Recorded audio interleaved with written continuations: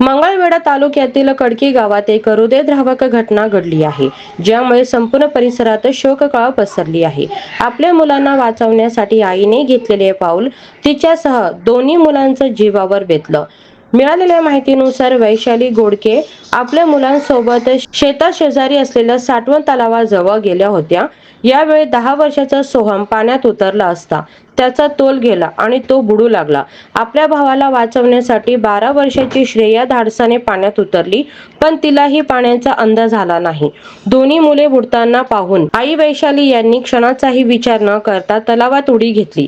मात्र तिघांनाही पोहता येत नसल्याने ही धाडसी कृतीच दुर्दैवात बदलली आणि तिघांचाही पाण्यात बुडून मृत्यू झाला. घटनेची माहिती मिळताच पोलिसांनी घटनास्थळी धाव घेतली आणि स्थानिकांच्या मदतीने शोध मोहीम राबवली. या घटनेने संपूर्ण गाव हादरलं असून प्रत्येकाच्या डोळ्यात अश्रू आहेत. ही घटना शेततळी आणि साठवण तलावाच्या सुरक्षेबाबत मोठा प्रश्न निर्माण करते.